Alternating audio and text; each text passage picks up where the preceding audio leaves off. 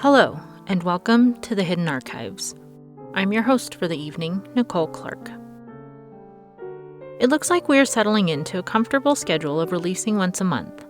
Ideally, we would like to release more content more often, but life outside of the archives remains pretty busy. That being said, we should be good to continue as we have been this season, with one small change as we move to the first Monday of the month. I think it's fair to assume that most people have strong opinions about certain things. And no matter what jokes you have about opinions, or how to spell assume, I think we can agree that it is a right and not a privilege to have and express them. To quote Frederick Douglass, "Liberty is meaningless where the right to utter one's thoughts and opinions has ceased to exist. That of all rights is the dread of tyrants. It is the right which they first of all strike down." That being said, it is my opinion that you heed the following warning and exercise the liberty to choose whether or not to proceed. If you choose to enter the hidden archives, if you choose to study the tomes, if you choose to take this journey with me, you do so at your own risk. Profanity and disturbing content will follow. This is your warning. When you go through a tough time, you will have people tell you that it could be worse. Frequently, the consolation of, "worse things have happened to better people," is offered, as if to diminish the gravity of our suffering. But to imply that something could be worse is to state that it could be different. In tonight's story, we find out what truly lies behind the facade of a set of circumstances that appear to be different than the circumstances that have come before. So pay close attention and be prepared to take notes, lest you have to go through all of this again.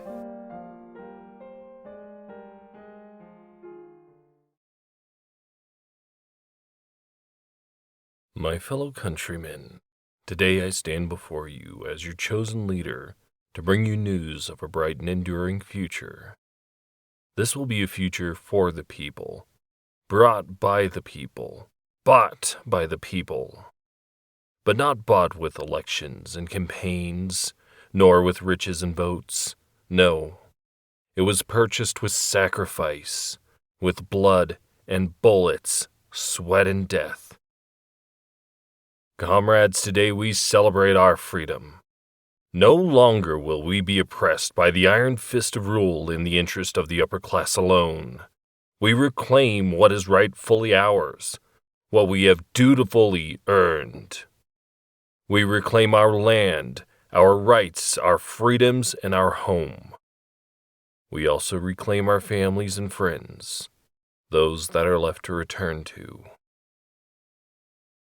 Today I stand beside you, not just as a chosen leader, but as a brother in arms. Yesterday, I stood beside you as a citizen, an equal in the fight to bring the power back to the people. 4 months ago, I stood beside you as we finally went on the offensive after so long with our backs to the wall. 1 year ago, I stood beside you as our marches turned into revolution. And at the beginning, I stood beside you as an idea was formed that became the revolution. Today I stand before you, but I have always stood beside you, as we marched together, as we formed the initial battle lines, as we raised our flag, the flag of the people, at the top of the hill.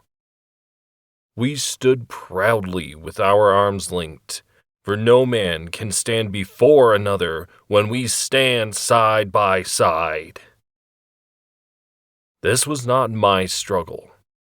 This was the struggle of our people.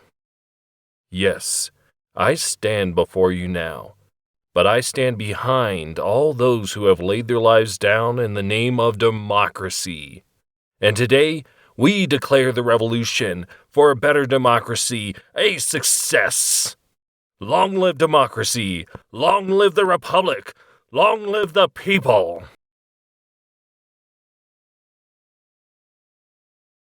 Yes, I think that's a good start. It'll keep them happy and complacent for a while. and a while is all I need. I'm just so goddamn tired anymore. I need to rest for a while. I think I'll be okay. I've got my guards posted by the door, and they're loyal enough. Well, loyal at least to themselves. They won't let anyone enter without my permission, and I don't think they have either the guts or the brains for a counter coup. Basically, I should finally be able to sleep. Oh, who am I kidding? I'm not going to sleep. At least, not anytime soon. I've made it a habit to avoid sleep as much as possible. Too much can go wrong when I'm not awake. Plus, there'll be plenty of time to sleep when I'm dead. Of course, that too, death, is something else I've been trying to avoid. It's a real pickle. Avoid sleep to avoid death. Then avoid death long enough to get into the position where I have to avoid sleep for fear of being wrong about not needing to avoid sleep any longer. That's the funny thing about having power, though. Once it's attained, one becomes so insecure about losing it. But there's a lot I can do to try and keep it. While I'm awake, that is. True, I still believe that my speech will buy me some time and power. At least while everyone's still drunk from celebrating our victory. But I haven't given it yet. I won't until the morning. So the people are still unsure, and they'll be unsure until I go before them and spit that dribble all over the podium. See what I mean about power and security? The people believe that they have their power now, but because of this, they also have their insecurities. Is the tyranny really gone? They'll ask, are all those who supported the old tyrant really silent at last? And is the new leader going to be a whole new tyrant? After all, the last guy said it was his divine right to lead, and yet this new guy says that our revolution was divinely inspired.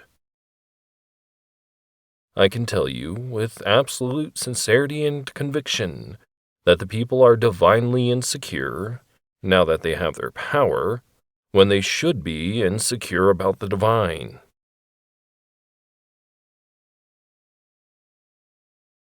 This is just how power and control work, even if those things are only perceived and not actually existent. Take a newborn, for example. They have no power, they have no control. But when you hold them, you do have these things. However, there's that nagging fear that while you hold them, you'll incorrectly support their head, that you'll drop them, or that you'll accidentally press that self-destruct button, the soft spot at the top of their head. You know that there's a lot of things that have to go just right. Otherwise, it all goes to hell in front of you. And yet, we keep making babies, and we keep having revolutions. Is the insecurity and fear worth it? Well, it must be. Like I said, we keep doing these things, so there must be a reason.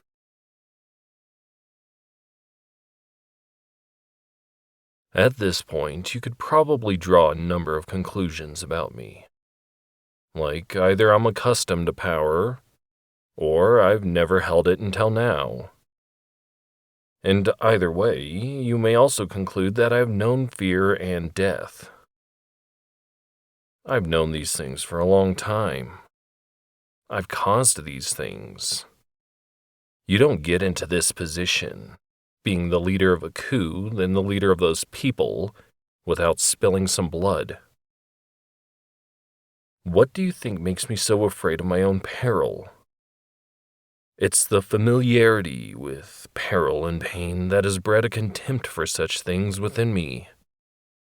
This familiarity and contempt has borne a fear that forces me to inflict these things on others before I have the chance to face them on my own.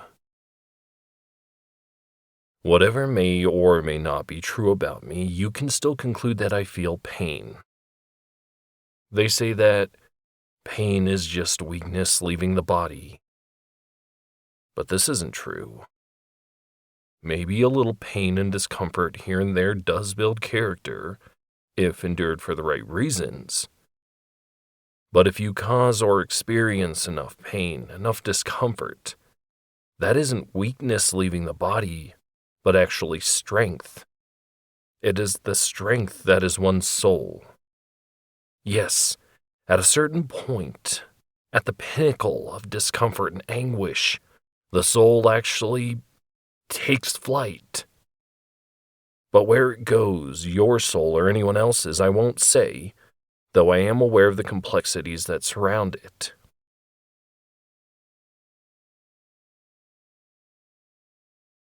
Knowing this and being able to manipulate the reality of it is the vehicle that allows someone like me to achieve what I have. But before I go much further, you should know that releasing the soul or spirit through acts of incomprehensible torment does not achieve the same thing as simply killing someone. No, just killing the body is akin to removing an obstacle, tearing down a wall that stands in the way. It has its purpose, its time and place. And the problem is that it can be undone.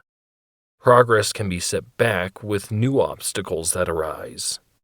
If all I understood was demolition of walls, then I would have become a construction worker, not the person that I am instead. Releasing a soul does so much more. Breaking a person, removing their drive and their purpose, has a somewhat contagious effect. It's almost like a soul that has been released continues to exist as a virus that infects the souls of others who share the same motivations. Killing a commander throws militants into disarray, but it can just as easily inspire vengeance. However, taking the soul, the spirit, the drive from a commander crushes the army. You just have to make sure that process infects the followers. You can't let that soul and spirit continue to drive the men. I don't just inherently know this. I had to learn it through trial and error. I had to try again and again until I got it right. Oh, but so many things work this way. So many things exist for which there are no teachers, lecturers, or trainers. One of my first lessons in this came many years ago, when I was a different man altogether and another revolution was brewing. It was like this one, like many others that started with a pile of social kindling. A pile that just needed a spark set to it, so as to become a raging inferno. And sparks there were, but nothing was quite coming close. There were sparks in speeches, sparks in protest and demonstrations, and sparks in whispered rumors of conspiracy. The sparks were all around, like fireflies in the dark. Not completely unlike the muzzle flash of gun barrels on a pre-dawn battlefield. But nothing was quite near enough to the kindling pile. That is until someone was killed. Until I took the life of a person myself. I took the life of a very important person. And when this life ended, the revolution started. But I didn't release this person's soul. I simply removed a wall. Unknown to me, this wall was holding back the inferno. The inferno was enough to set the kindling alight, and that kindling allowed a firestorm to blaze through the streets and cities with fervor. Metaphorically speaking, of course. Clearly, removing walls, starting fires, does have its purpose. This much I've already said. But we know that the candle that burns twice as bright lasts half as long. You have to continually feed the fire if you want it to last. But eventually, no matter how hot it burns, or how many nights it lights, you will want the fire to burn out. If it doesn't burn out on its own, which never happens when you want, then you'll have to douse it. This was another lesson for me, dousing the flames. I'd seen the power of killing someone, but I wondered if there was a greater power to be wielded. This thought drove me through yet another revolution. I needed to know what I could do differently, what I could do better. So I studied both factions, their successes and failures, and I came to the conclusion that a lost cause follows a lost soul. That a broken man, if he is the right one to be broken, will break his followers. But I make it sound too easy, too straightforward. There's a fine line between death and life, and you have to approach this line in the effort of breaking someone. Sometimes you don't know where this line is because one doesn't really comprehend the fragility of the human body until you accidentally or intentionally cross that line and kill someone. I needed to avoid more brutish tactics. I knew I needed to be somewhat delicate in my approach. I needed to be organized, methodical, and observant. There was a goal that I had to keep clear in my mind throughout the whole process. I had to consider that it isn't about silencing a voice, but rather changing the narrative. You must remember that when you kill someone, you silence them. This makes it easy and more likely for someone else, someone unintended and very undesired, to take up the old narrative, unchanged but renewed in strength. And do you know what the silenced person becomes when the narrative is taken up by another? They become a martyr. This is how they're born. As I've stated, there are no teachers for such things. I've had to write the curriculum for myself, as I studied it by using the scientific process. My first experiment in testing my hypothesis of changing the narrative came when I got my hands on a so-called general. Again, this was not my first revolution, but I soon realized that it was a new beginning all the same. At this point in the revolution, the side I was fighting for was taking some heavy losses. It seemed like every step towards progress that we made was almost immediately set back by 2 steps. We were on the verge of losing all progress and any promise. But then, the fates started to favor us. My men were able to take the enemy by surprise and force a surrender. It seemed like a small victory, as the rival faction consisted of half as many men as we ourselves had sent to take them, and we didn't send very many. But a victory is a victory, especially when one experiences little in the way of loss on one's own side. Initially, the order was to wipe them all out, leave no man standing. After all, we were after resources, ammunition, rations, intelligence. Why not make it easy by just disposing of every dissident we laid eyes on? This was the plan. But then, in the middle of the skirmish, there it was. A sparkle of brass, a general. I gave the order to keep that one alive, to capture him. We would make an example of him yet. Of course, my men obeyed my orders, and we packed the general away with the other plunders that we had taken. Arrested, bound, and gagged, we shipped the general back to where we were camping, our temporary headquarters. We had to be quick before a rescue operation or retaliatory strike could be mounted against us, so the discussions began. Some of my commanders suggested that we pump the general for information. We could find out the locations of the enemy, their guns and mortars, their camps, their other leaders. With this, we could have an offensive advantage.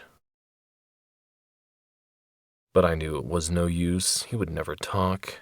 He was trained and trained others to accept death before revealing any information. In this state of mind, he was more of a roadblock, more of a liability than an asset.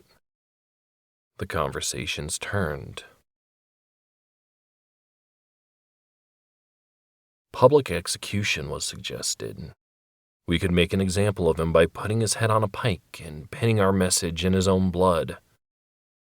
But again, this would take time and effort, time that the enemy would use against us.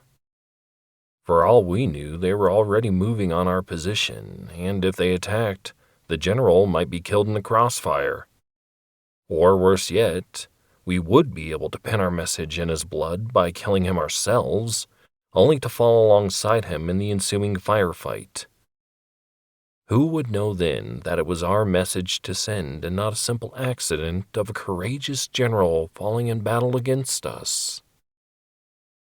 This was too much of a risk. The discussions were heated. We were all running out of patience and ideas. I was trying to keep my composure and authority, but one of my men had less restraint.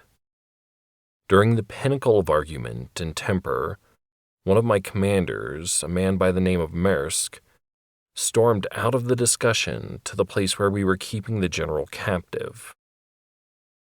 I was quick to follow Maersk, but not so quick to issue a command to stop him. Without a single word and without an order to do so, Maersk started beating on the general with the ruthlessness of a man seasoned by battle. He knew how to inflict torture on the enemy without killing him. I had trained all my men in this art, and Maersk was, so it seemed, a particular prodigy. He didn't just punch and kick the general. He exercised a subtlety that was intended to send a message. Yes, it started with a beating, but I watched as it evolved from brute force to defined intention. With strokes like that of a Dutch master, he used a field knife as his paintbrush, working the canvas of the general's flesh into a masterpiece of crimson conviction. And the way he worked the general's limbs and appendages was like the art of bonsai. A bend here, a break there, trimming just enough off to reveal the desired aesthetic. I had a front row seat to a truly artistic performance. Oh, you should have heard the aria issue forth in accompaniment to the show. I stood there as an audience to bear witness.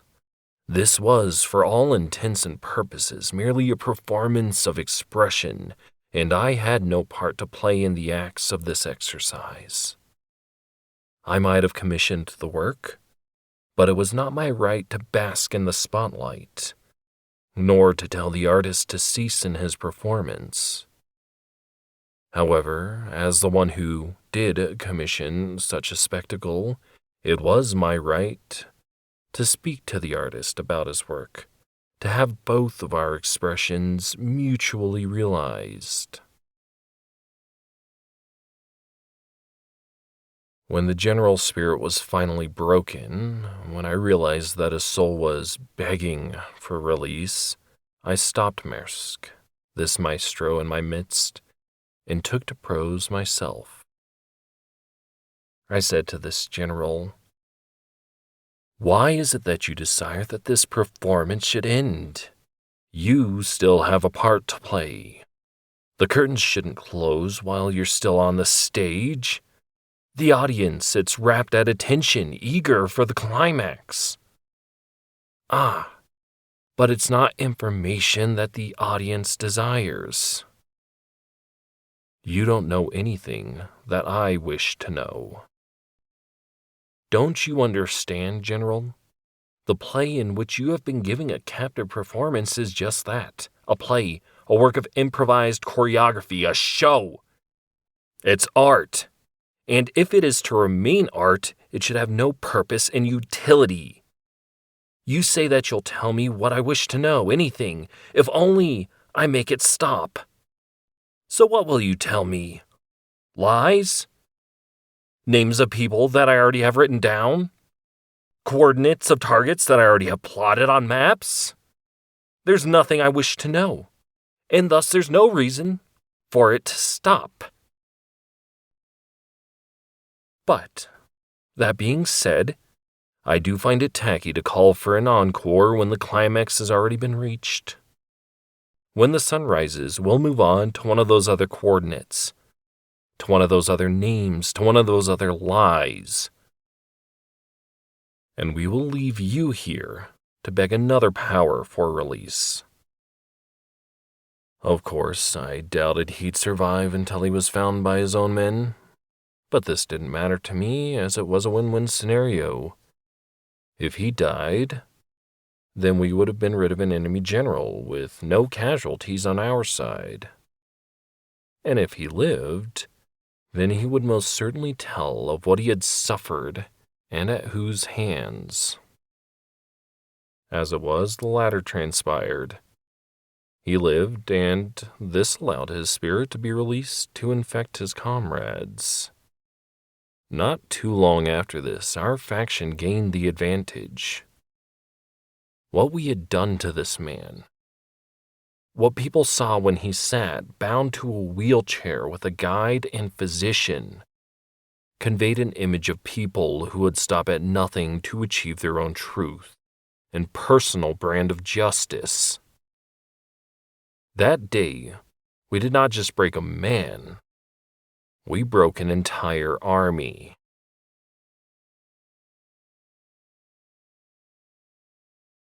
Sometimes victory works this way, but not always. I learned very early on that torture is unreliable at best. You can't use it to get any real valuable information at any rate. People will say anything to get the pain to stop.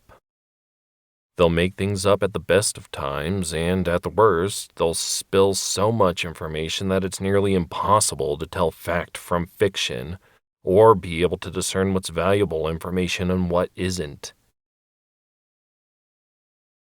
This lesson came quickly, but it took time to come up with an alternative. However, I did eventually arrive at the conclusion that rewards have a tendency to reliably yield more valuable results. You can see this with a puppy. If you beat the dog, it'll cower and hide under the table from you. But if you give it praise and scraps from the table, it will strive to continually do better. You can buy its loyalty and obedience. The same principle works if you want to keep friends and allies. So, why shouldn't it work to turn an enemy? Well, it does. But the problem is that as soon as the table scraps run out, the dog looks for a new master who can provide for it at the level to which it has become accustomed. And so it is with allies and enemies. In this fashion, ideals are no more than commands. They may be commands that the hounds wish to follow, but they expect a reward for a job well done. What do you do when the coffers and pantries are empty? Do you switch tactics and start threatening the mutts? Do you make promises that you and they know can't be kept? Perhaps the mere threat is enough. Any leader with my experience will tell you that there is no returning to loyalty when you switch from reward to risk and back. You can only buy loyalty initially, but it has to then be maintained. People are really no different than animals in this way. It all comes down to instinct and survival. We remember pain more than we do pleasure. Pain is a teacher. We learn from it to keep from returning to it. Pleasure, on the other hand, is more complex because it's temporary. Pain can last a lifetime. To illustrate a point, I want you to do the following. First, think of something that happened recently that was painful. I would wager that something has already come to mind, and that it was very recent. Perhaps a stubbed toe, a bumped head, or a jammed finger. And I bet, whatever it was, you still cringe remembering every detail. How you meant to move that coffee table yesterday. How when you stubbed your toe, the nail bent back and left a thin and jagged white line on the nail bed. How you were afraid to take your sock off because of what you might find. Now, think of something that happened recently that was pleasurable.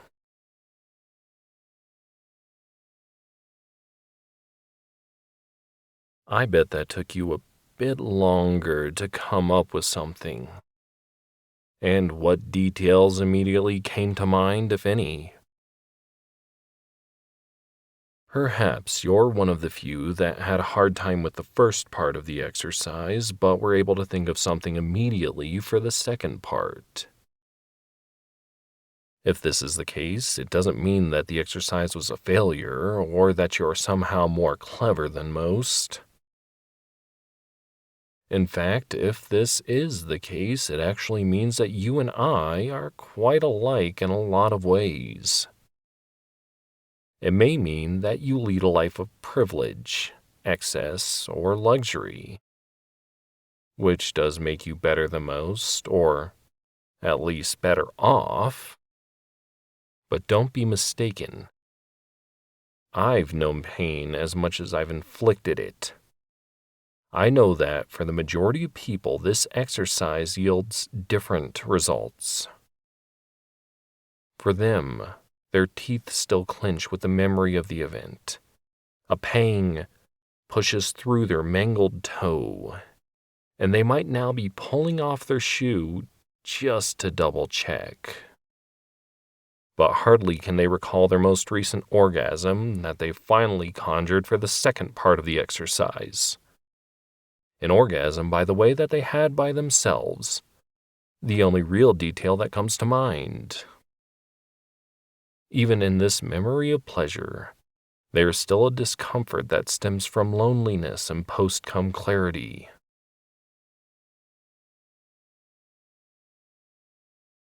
It's true that I've learned a few things over the years.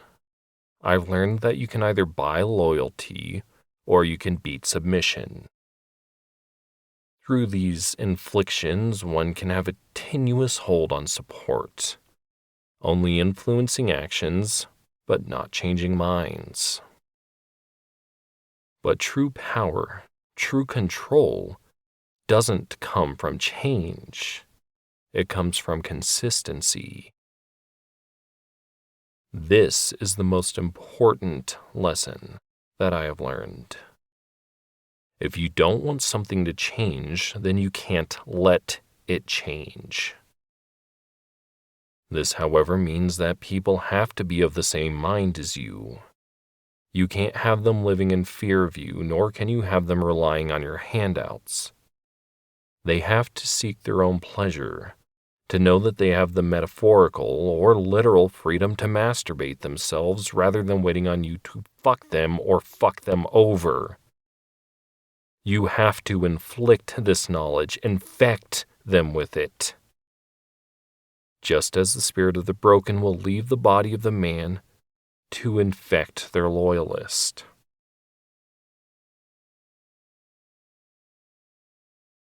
Thus, it all comes back around to the idea of releasing the spirit. Up until this point, I've spoken a lot in allegory and anecdote, but I want to speak very plainly at this moment. When I describe the event of releasing the soul or spirit from a person, I speak of a very real and literal thing. If you subject someone to the right set of circumstances, their literal spirit will leave them. The spirit is who they are. It's the amalgamation of their mind, memories, and being. If allowed, when it is released, the soul can become corrupted, sick, infirmed, just like any other diseased thing. It will then have the drive and power to infect others, corrupting them in turn. But the original man, the host, is left vacant, tethered only slightly to their original being.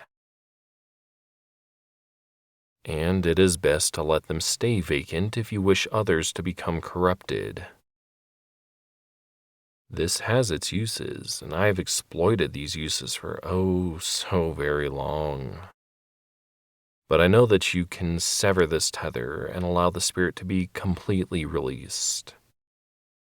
At this point, it is very possible to fill the shell of a man with something different.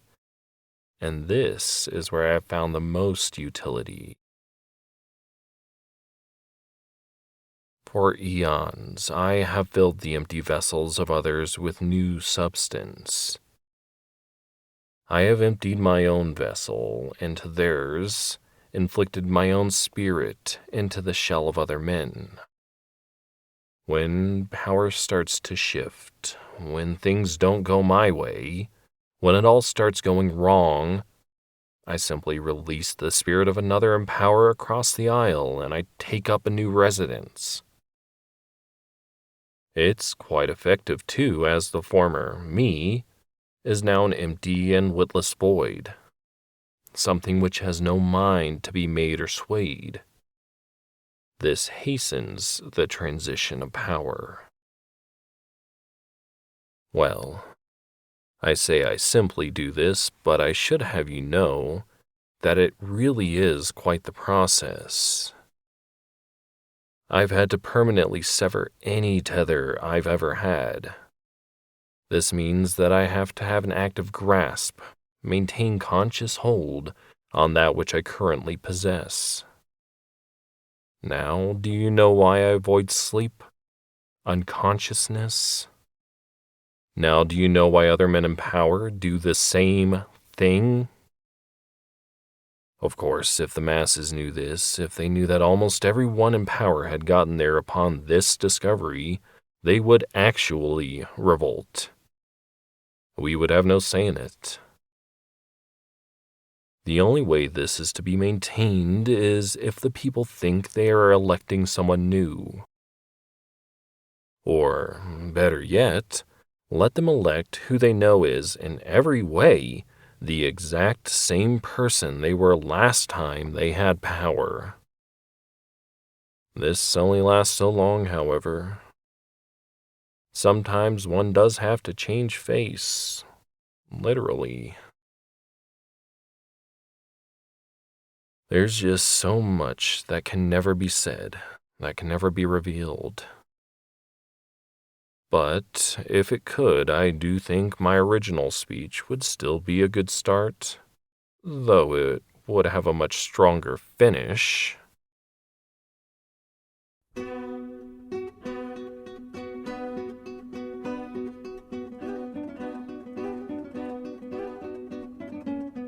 My fellow countrymen, I stand before you today as I have stood before you for generations, to bring you news of a bright and enduring future. A future that is bright for me as I am the one who actually endures. The only thing that has ever and will ever endure. Comrades, today I celebrate my freedom of rule. For much, much longer, you will have to toil under the oppression of my interest alone. I reclaim what is rightfully mine, what I have dutifully earned. I reclaim my land, my rights, my freedoms, and my home. I return here to this place of authority just as I always have and always will. Today, I stand in front of you, not as a chosen leader, but as someone who can't fathom not having control. Yesterday, I did the same thing, though I did have to go about a nasty business of making it look like something actually changed in your best interest. Not like you would ever question anything as long as I say I'm doing this for you, right? 4 months ago, I stood with my back to the wall, however. You left me no choice but to enact this charade once again as you turned the narrative against me. Boo fucking who. Cheap words. As long as you let me have power, I can manipulate the narrative whatever way I want. 1 year ago, I stood behind you as your marches replayed the same tired scene I've witnessed time and time again. And at the beginning, I stood before you, before your ancestors, and before any semblance of the idea of revolution. Today, I stand before you. I have always stood before you. We're not equals. I would never stand beside you. Did you really think that anything would change, that anything has changed? Did you really think that linked arms, marching together, the formation of battle lines, and raised flags could actually change anything without real action? Of course you thought this. I told you this. Why? Because it fits my narrative, the one that you let me control. I got here because you refuse to think for yourselves.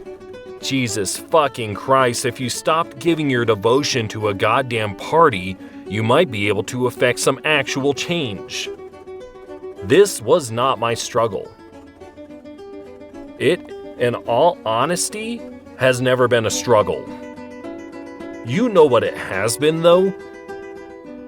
Fucking tedious. Yes, I stand before you now. But what are you actually going to do about it? Piss and moan? Say to yourselves, well, at least he's better than the last guy. No, you idiots actually cheer me on. As long as I say what you want me to, never mind actually doing anything about it, you'll laud me as a hero. You'll bring me back again, and again, and again, and again, and again, and again, and again.